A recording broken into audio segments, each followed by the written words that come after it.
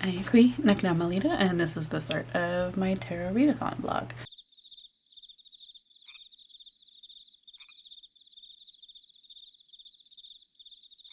So, the Tarot Readathon is actually the whole month of June, but I'm doing it for just doing a vlog for this week, just because I thought it would be fun. It is Saturday, June 10th. Brad is out fishing right now. I have to go get ready to go take my niece to the store because she wants to get some suckers to make some like flower things for her classmates, because I guess they're not out of school yet. The university is out, so I'm a little out of the loop when it comes to high school and elementary schools, but I think she wants to do it for like their last day or something, because I think that's this coming week. But my mom showed her how to make little flowers that you like go around a sucker or a pencil. Okay, so this week I have started The Last Word, which I already forgot who it's by. Let me look for you. It's by the same person who did No Exit, which I did not read, and I've heard mixed things about. For the most part, Taylor Adams. I've heard good things about No Exit, but Jan from Agaton says that there was some racist things in that one. I'm not particularly interested in reading it, but I have started The Last Word this last week, and that works for the Five of Wands, which is a competition or conflict among characters, which works perfectly. It also works perfectly for our Major Arcana challenge for this week, which is Page of Swords, which is to read a book about books.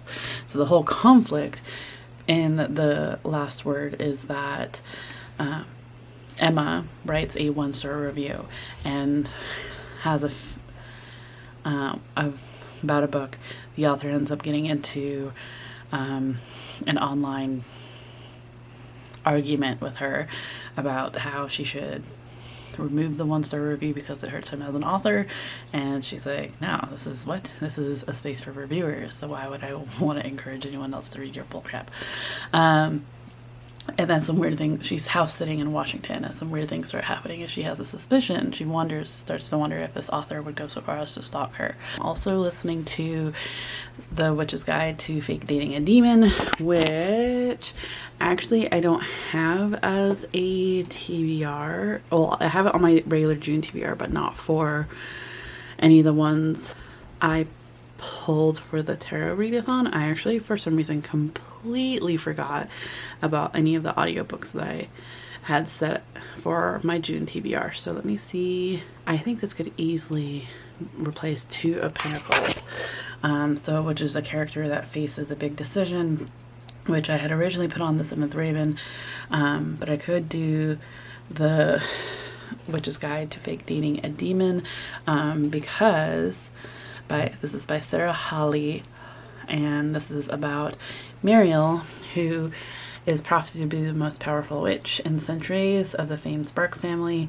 However, she kind of been bungling her magic. She's really good at nature magic, but when she tries to do a summoning spell, which is relatively simple for ingredients, to bake, she ends up accidentally summoning a demon, and who showed up because what she actually ended up doing was summoning him for a soul pact, and she doesn't want that, but he won't leave until she makes some kind of pact with him.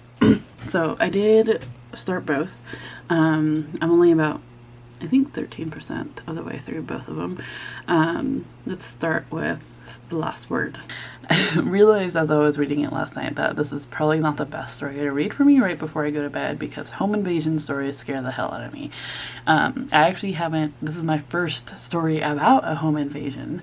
I think that was like the scariest part to me in the Southern Book Club's guide to slaying vampires, was when they thought someone was on the roof trying to get in, and that there was, I think, someone sneaking into the daughter's bedroom or something like that. That scares the hell out of me, because it's a very, like a house is a very, like, you would hope a very protective thing, right? And for someone to breach that, you feel very vulnerable. So as I was reading it last night and reading like these little bits and pieces of like her thinking that there was someone in the house, I'm like, oh my god, ew. So I'm enjoying it so far. So it's kind of doing that thing where we get, as like the plot tries to move forward, we get a flashback, and which I don't mind, but depending on how often it happens, it can be like a kind of like, come on, let's get going type of thing. So I am curious about the husband and what happened there, but it's like I feel like there are better ways to go about the flashbacks than like right before something happens with the plot. So that's just my opinion though. Like we would be really into the story of what was happening then and now, getting into it, and then like something would happen and she would do a flashback and I'm just like, are you kidding me? Like it would totally like ruin the flow I was on, and I think that's kind of what's happening. A Witch's Guide to Dating a Fake Vampire. It's kind of giving me the very Secret Society of Irregular Witches vibes in a way. I wouldn't say that they were by any means the same. And doesn't help that the cover art style is the same, so y'all know how I feel about that. I don't like it. But so far it's very cute. Muriel is very relatable, and that I think she's a plus size character, but she's very much into nature magic, and that the plants that she has very much like they feel like companions to her, even though like the Azeroth, the demon is like, that doesn't make your magic's doing that, you're the one that's controlling them, and she's like very protective of them, going, no, they're my friends. Not that she doesn't have like human friends, or like, that's the other thing too, is that I think this is based in either Oregon or Washington, something from the Pacific Northwest, not California, not Northern California, but it's near the Cascades. But everyone is aware of witches. Everyone is aware of like other magical beings, so like centaurs and pixies and everything like that, which I don't know, I kind of like the secrecy when it comes to witchcraft. I don't know why. So when it's all out in the open, I feel like there's less of a give to it, or like, I don't know, there's less of a perilous thing with it. So but yeah, so far it's pretty funny just because of the banter between Muriel and the demon. So I'm enjoying it. I think my niece is ready to go. So that's my update for now.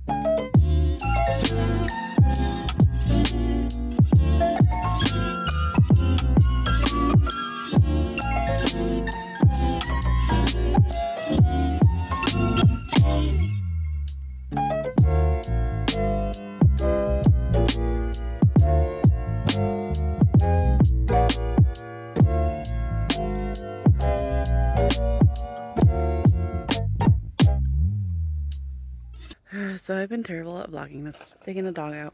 A little over 70% of the way through A Witch's Guide to Fake Dating a Demon. I still think it's cute.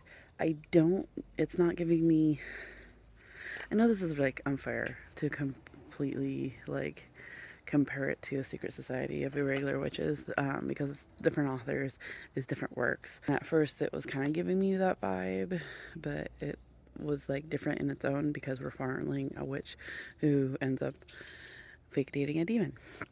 But ultimately, I was enjoying it at first, but now that I'm like a little over 70% of the way through, it's too insta-lovey. I get that like he had to follow her around for like 3 days, and he got to know her, and he's like catching feelings because he has a soul and whatever, but Like, I don't know, I was kind of hoping for more fight, really, of more, I don't know. Does that make sense at all? Like, he's sweet, and of course the sex scenes were really, like, steamy, which were fine. But it's just like, it's almost, he's too perfect of a demon for her. There was also this weird part, though, because he's catching feelings. There was at one point where he gets all toxic masculine and, like, proclaims her my woman and everything, and it kind of said that it was, like, instinct that he didn't catch real quick, and I'm just like, that kind of raised a red flag for me.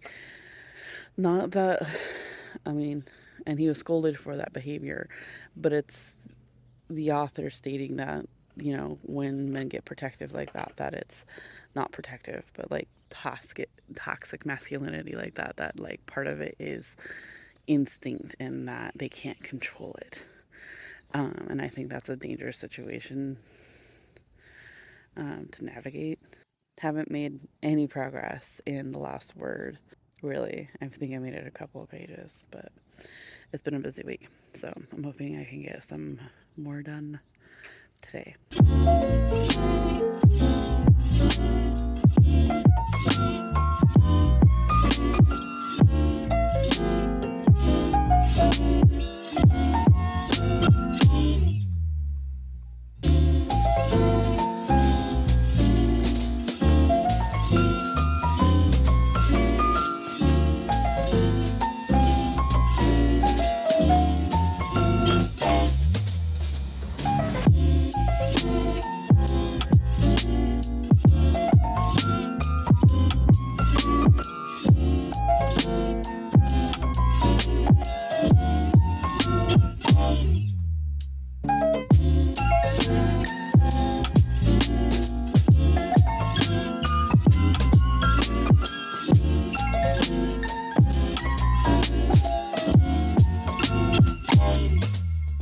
I don't know why taking my dog out is now in the morning is now the time I decide to update you. I did finish A Witch's Guide to Fake Dating a Demon. I keep wanting to say vampire.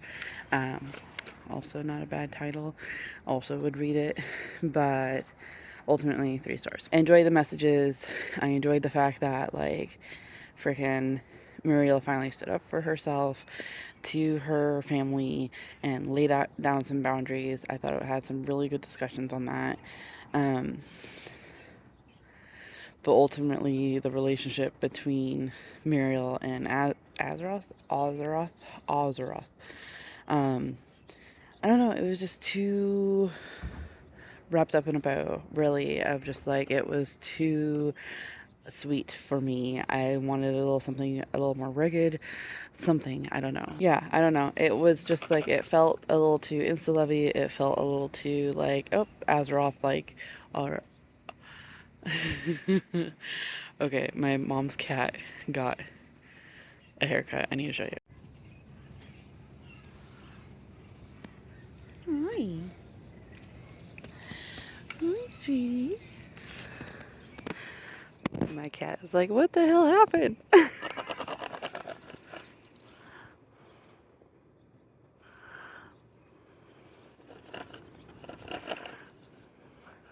So back inside now because Jack wasn't really liking all the attention. I mean, Goose was giving him some unwanted attention, so was Chai. So, and of course I was videoing him. But yeah, it was just ultimately like too. I don't know if that makes sense at all, or even if that's a valid.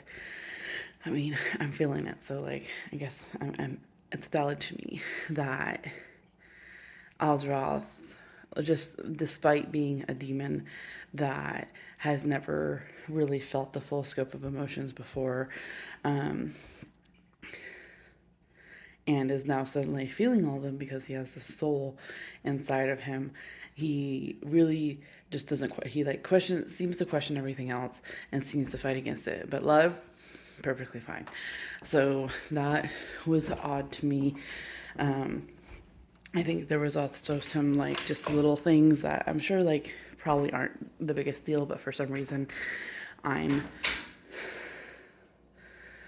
didn't feel comfortable with them in terms of like, you know, Ozroth, when he's feeling love and feeling protective over Muriel, he gets this instinct to like have this toxic masculinity. And so that to me is, I think I've already mentioned it, real weird and can be dangerous in terms of making an excuse for toxic masculine men using instinct as an excuse to be toxic and not change. I think there was another part in here too. Oh, I guess I wasn't sure about Muriel's friends, so don't mind my kitchen mess. Because there's more mess. When it's, I understand having a good time. I understand wanting your friend to have a good time. But to allow them to get more drunk than they need to be, that's something I've never enjoyed. I have had my party times, but looking back on it now, it's one of the reasons I don't drink is because there was no one really there to stop me. And would I have listened? I don't know. But that's something that I have learned over the years is that I will have a few drinks here and there. I do not like getting drunk. I do not want that hangover. And so I would hope, and this is something that Brad does for me now, is that after a couple drinks and I feel good, he stops me and has me drink some water and wait a little bit, so that even though I'm chasing that I want to feel this way for a while, I'm not overdoing it and going overboard. So I don't know. And the fact that Muriel's friends didn't do that and encourage her, here, have another margarita, bothered me. And I was really kind of upset that not Muriel's mom, but Claudia's mom never got, I mean, we have two Karens in here that, and one of them kind of got put in her place, but not to the extent that I would have wanted. And the other one just didn't. So I don't know. 3 stars. I like the concept. It had a promising beginning, and then it kind of just fell downhill for me. So, and it's not one I'm going to end up getting. I have started The Whispering Dark, which I already forgot who it's by. I keep getting too close because I don't really want you to see the messy kitchen. I also need to get going because it's time for work. So, but I have started The Whispering Dark. I will chat more about it with you later. I agree. Okay, so it's still morning-ish. No, it's afternoon. It's afternoon at this point. On my Saturday, it's actually Friday. I've DNF'd The Whispering Dark. I just didn't care. I got 20% of the way through the audiobook and was just not feeling it. Is it a hard DNF for now? Yeah. I don't see myself going back to it, and it was an interesting concept, but it wasn't really, something wasn't clicking. So much for that. I think I was going to update you on what it was about and never did. So basically it is we are following Delaney, who is deaf and who wants more from the world than what her parents were able to give her, because they treat her like she's made of glass. So she applies for a scholarship where she has to take a test. She doesn't even get through the test, and the whole thing with the scholarship is that so long as she passes the test and she agrees to the terms, which is if she gets the scholarship, she has to go wherever, whatever school they pick for her. So she does that, is put into some school that has to do with slipping through space and time, and she doesn't know what anybody's talking about because they're talking about like scrying. Sorry if you hear that in the background.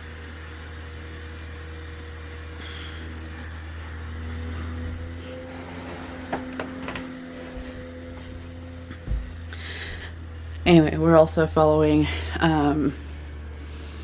the guy. There's a guy that apparently Delaney had saved when she was younger, and he can't get her out of her head.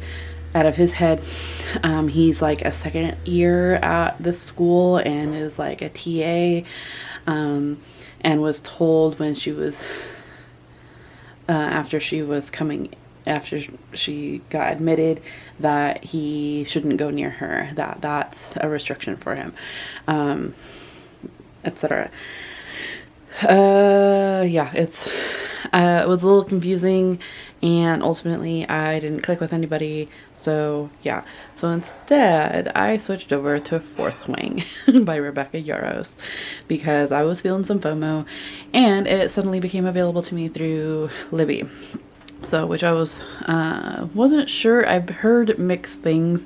It actually has a pretty high rating on Goodreads, but ultimately I wasn't sure if I would like it or not. So I am listening to it through Libby right now because I didn't want to pay for it just yet. So far I'm liking it though.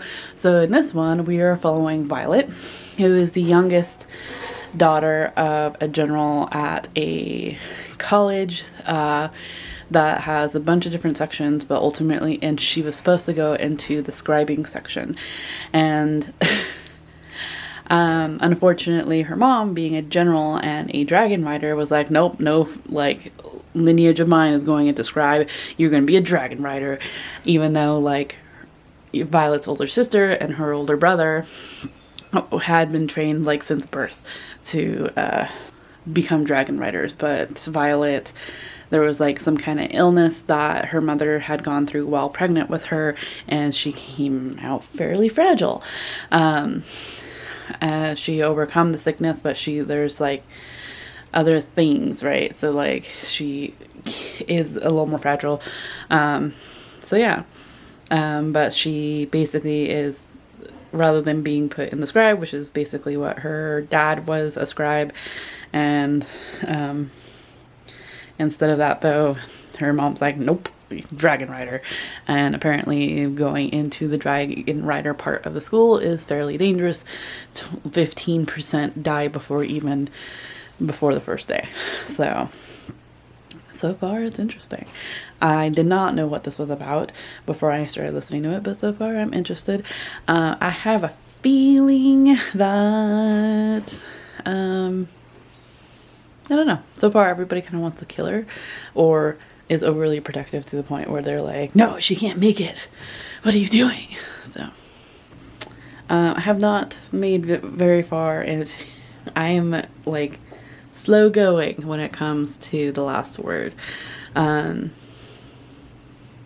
Yeah, physically reading the last word, but still enjoying it, still reading it. So, yeah. Hopefully you can hear me over the wind. It is really freaking windy right now. We're out and about shooting actually today. Brad and his dad like to get their rifles honed in, getting ready for deer season. It's not for another couple months, but it's good practice anyway. So we're up in a secluded area. I brought the last word with me. I just got to part 2. I did guess the reveal of sort of the first reveal anyway. Just kind of had a feeling about it, so there's that. I am loving the Fourth Wing. We just met the dragons, or like they did I don't know if it was a performance or what, but I forgot what they called it, but essentially when the recruits or the freshmen go in front of the dragons for the first time. So that was intense. Holy cow. I'm loving it though, so I'm excited. But yeah.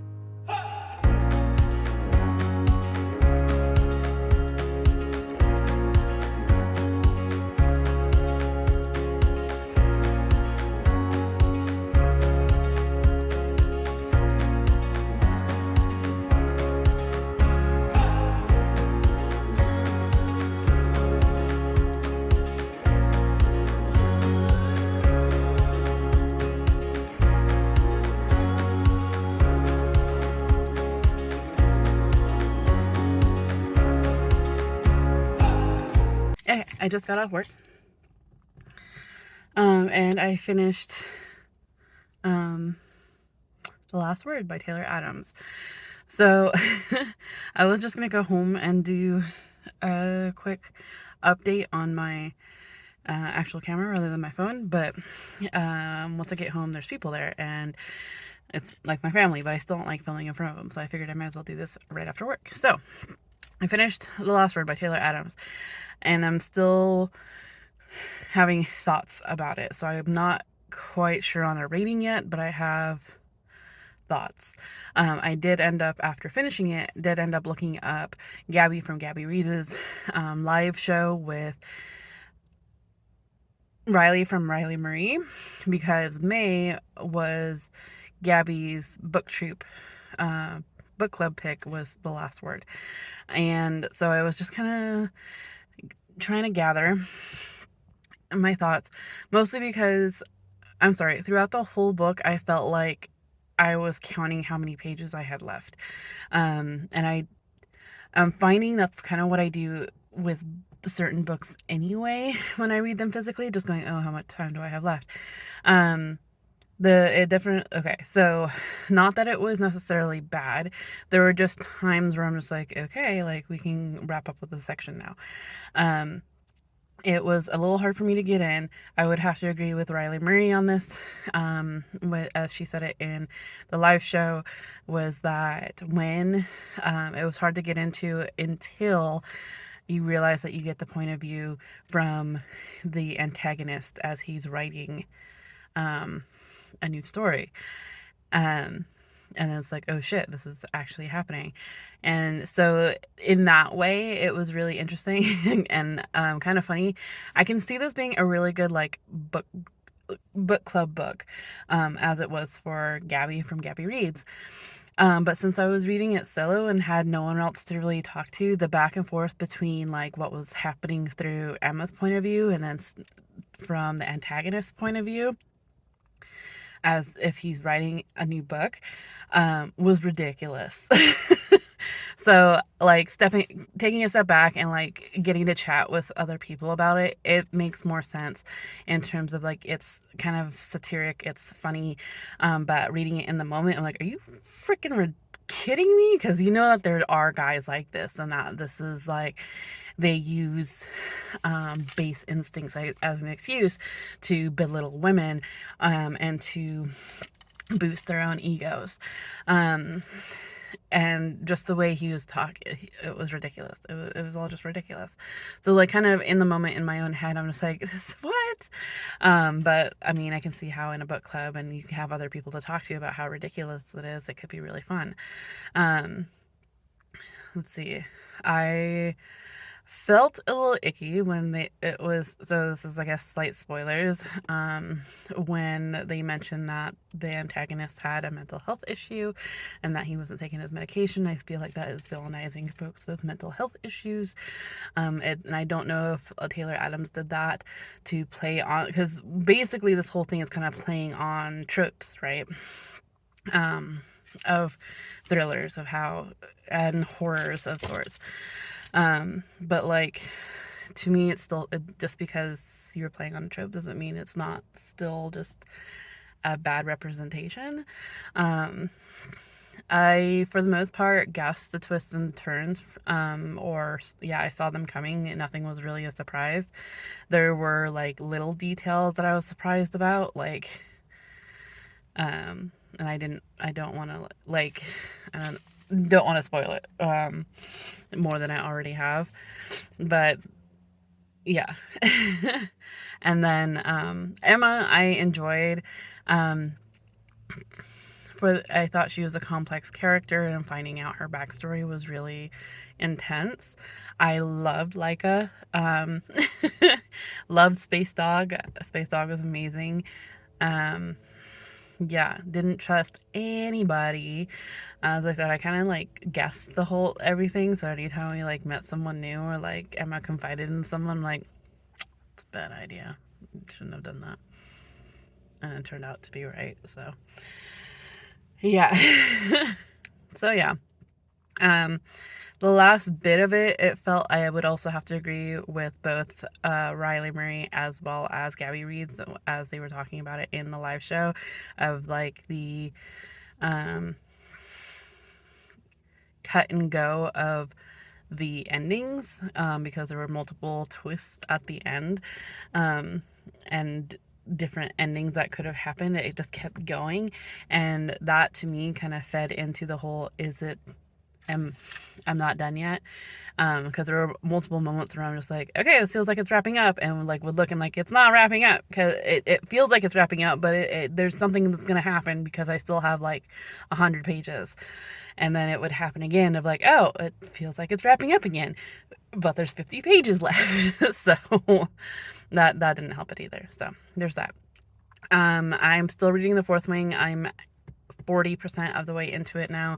I am finding I don't want to listen to this in spurts. I want to listen to this in as a whole. It's a 12-hour audiobook, and it's such a good audio. It's a good audiobook, but I would have to say that the narrator, I don't know who it is not good at male voices or male dragon voices. It sounds a little cheesy, actually. They're not good at it. So I think I would benefit from reading this book physically. But like I said, I don't want to just do it in short spurts. I listened to it this morning as I was getting ready for work and made myself late to work because I was just kind of staring off into space. I haven't felt that since, with an audiobook, since I read Angeline Boulley's The Firekeeper's Daughter.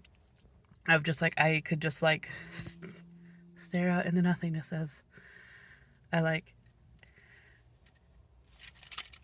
absorb this book through my ears. And yeah, like, it's just so interesting. So, and even like people texting me throughout the morning, or the fact that I had to do other stuff, I like kept getting irritated. So it's like I listened to it for a bit at work, but it was that same thing of just like, I need something to be able to do with my hands. So if I could, like, I'm happy I have tomorrow off, but at the same time, like, I know my mom's gonna be home, which is fine. I love my mom, but like, I'm hoping she stays in like her part of the house as I get ready for a friend who's supposed to be staying over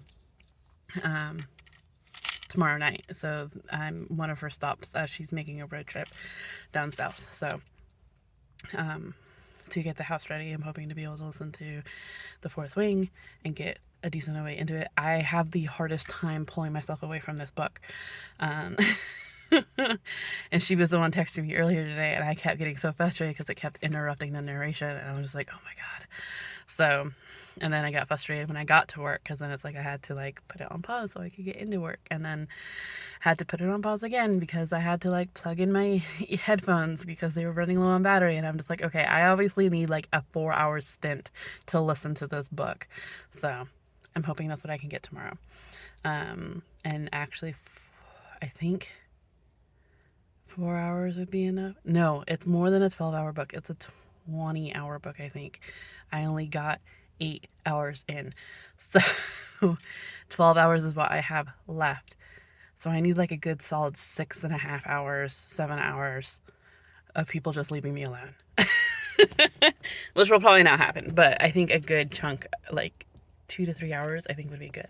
So I'm hoping that's what I have tomorrow. But okay, don't worry about the pile of clothes that I need to fold.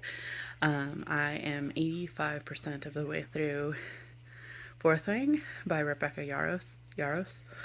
And I have thoughts. Also, ignore that. Anyway, I have thoughts. I was really enjoying it. I really was. Like, if it was going the way it was going in the beginning, I could easily have seen it as a 5-star. But the unneeded drama that is Violet and Xaden feels unneeded. Okay, so So, well, this is not the best angle, and my arm's already getting tired. I hate this. Okay. So, 85% of the way through. I love everything that has to do with the dragons. I am a little upset that we don't get more of that in terms of the dragon-human connection.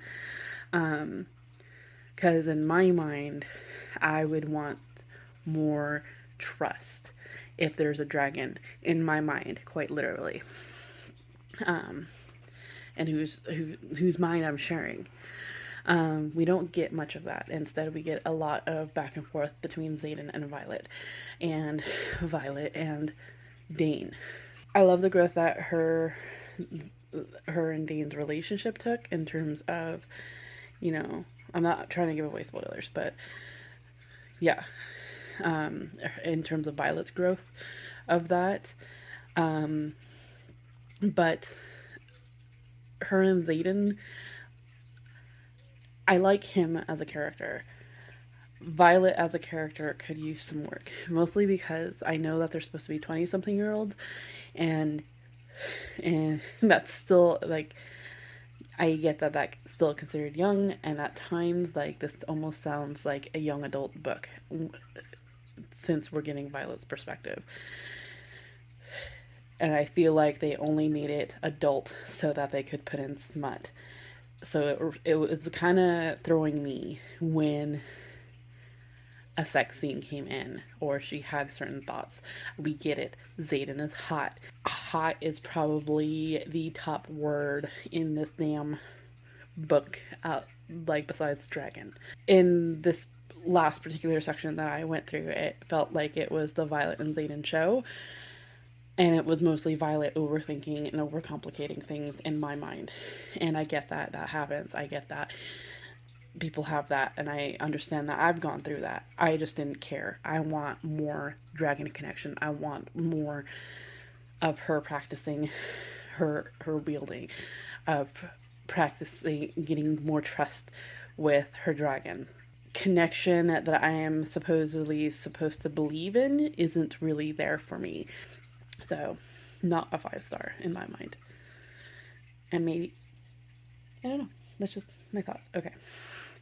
So, like I said, 85% of the way through. I have like a little over 3 hours left, which really, it's just about 1.5. I have a friend coming here. We're kind of like a stop as she's heading down south.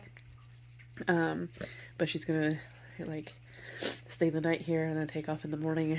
But she's gonna be here in an hour or so, hour and a half or so. So I'm gonna take a shower because we did a lot of cleaning today to prep for her.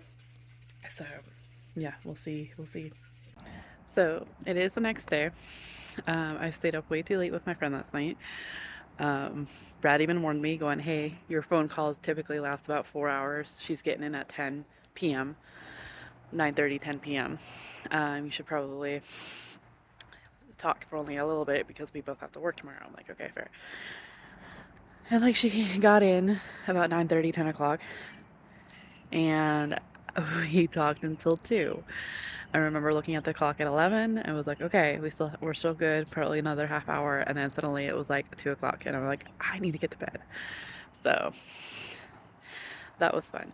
I did finish Fourth Wing this morning, and when putting it into my book tracker, realized that the reason there's so much unneeded or what I deemed unnecessary sex scenes and romance drama was because it's a fantasy romance. That's my bad.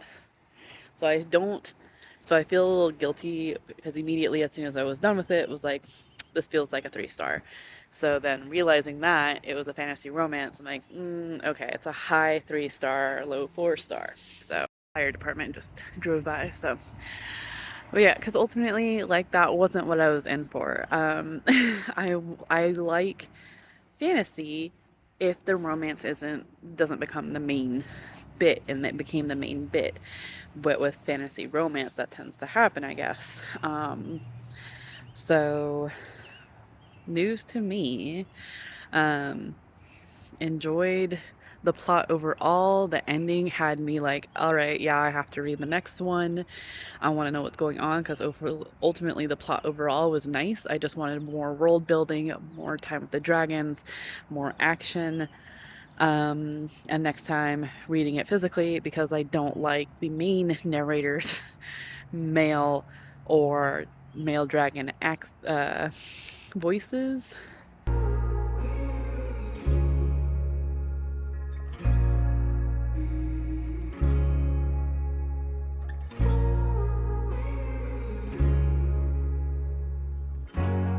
Okay, I don't feel so bad now. So Jan from Jan Agaton had said that she found the characters cringy and also didn't like the narrator for the audiobook for Fourth Wing, and found that there was a bunch of low stars for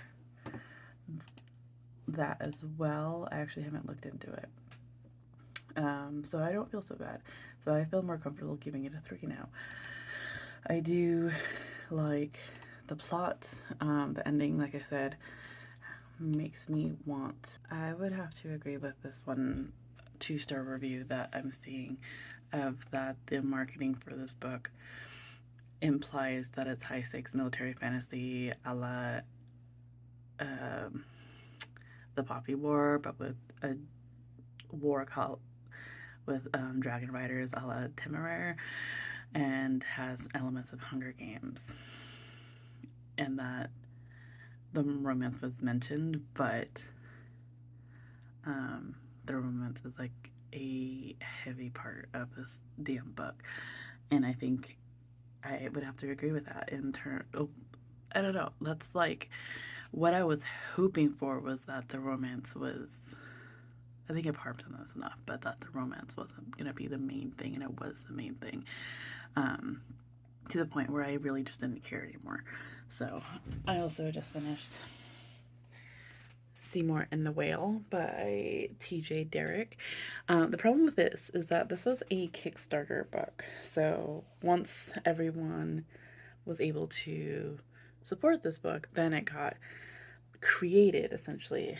So I helped back it and was really frustrated because it still had, like, I mean, it has this dent in it, but it didn't get picked up by a publisher. It's not on Goodreads.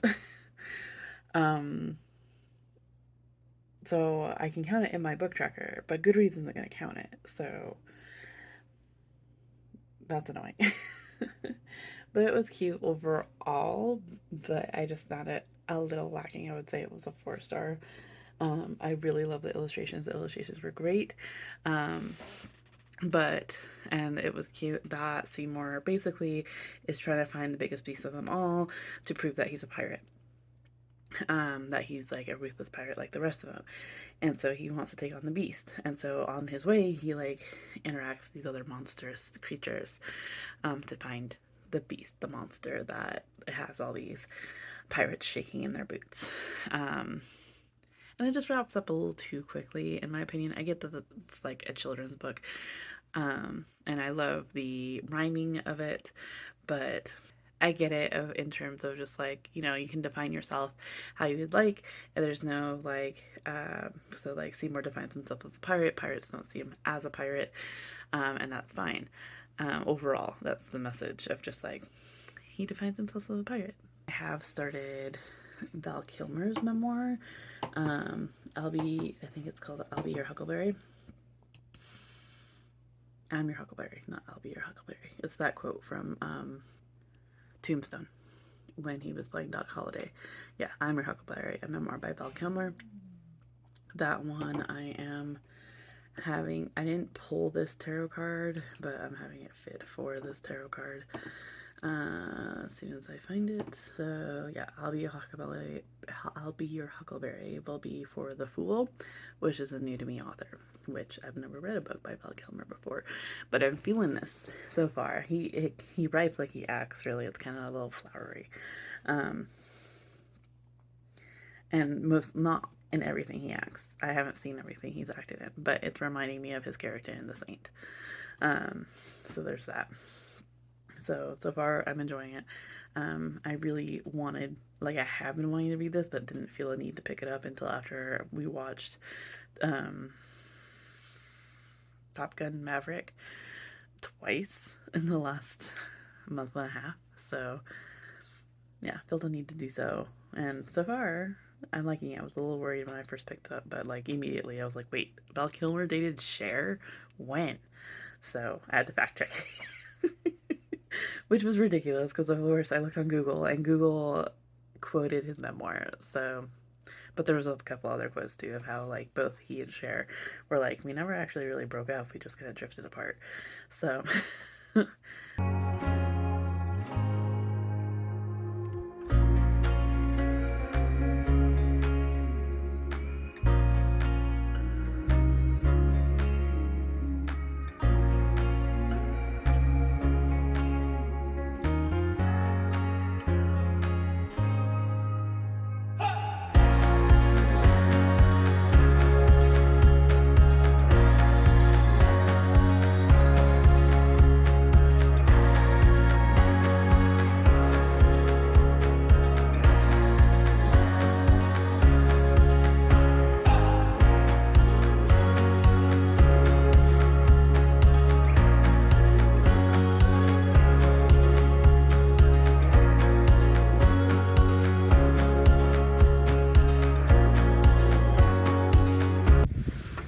Okay, I haven't updated in a bit. I've been terrible at vlogging. My apologies.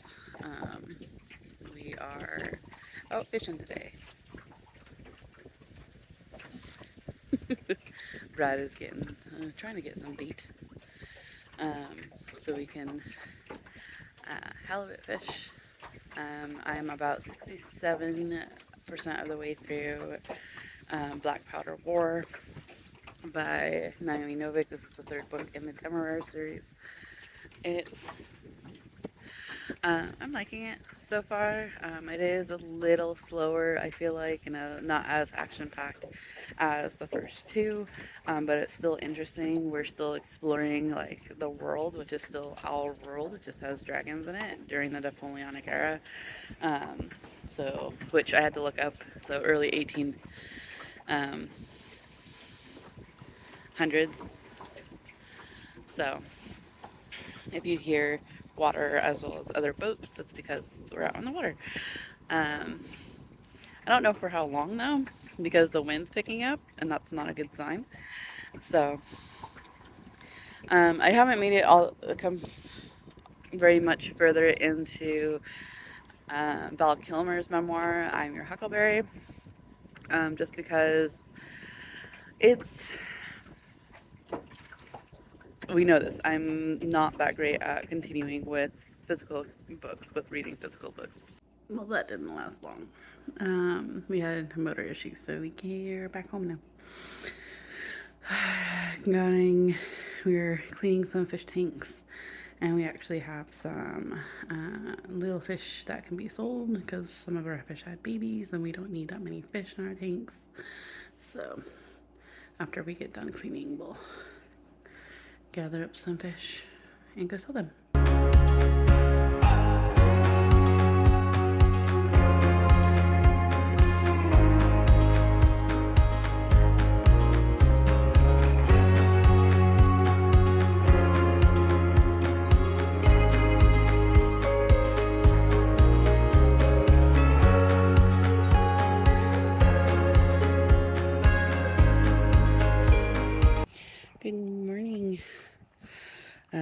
So I meant to end this yesterday, but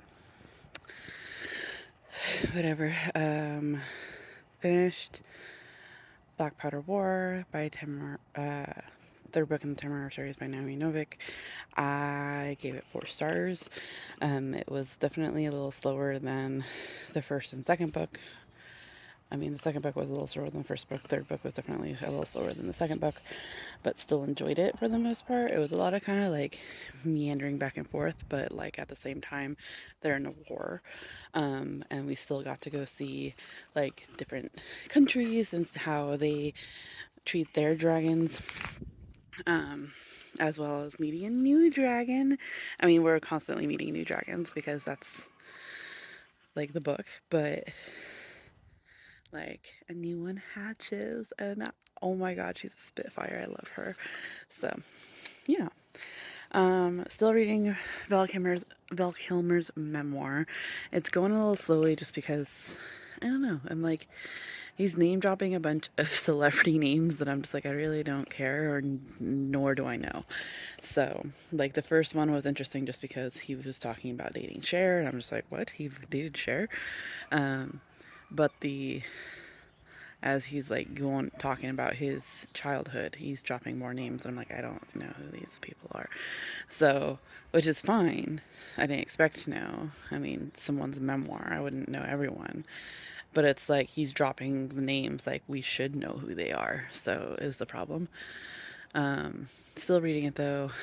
I am kind of eager to start another dragon book. There's a couple I have on hand, but none of them are actually part of my June TBR. Though it's becoming, I mean, this week is actually like the weird week of like the last week of June, so maybe I'll pick one of those up. Um, but yeah, so I also started Family Lore, which I forgot what it is supposed to help with. But this is the newest book from Elizabeth Acevedo. It's a adult book, her first adult book, and it's kind of like a family saga, where Flora is throwing herself in a wake, and her sisters are trying to figure out what the hell's going on, and her daughter and her niece are trying to figure out what the hell's going on. But we're kind of getting like the family history. This doesn't come out until August 1st, but so far I'm enjoying it. So I'm about 15% of the way through so far. I think I can get it done today, assuming there's no interruptions. So there's most likely be able to finish it tomorrow. But that's all I'm going to do for today. Thank you so much for watching this vlog. If you made it this far, let's go ahead and put a dragon emoji. And yeah, don't forget to like this video, subscribe if you want to see more of me, and I will see you in another video very soon. I also apologize for not vlogging very well this time. So yeah.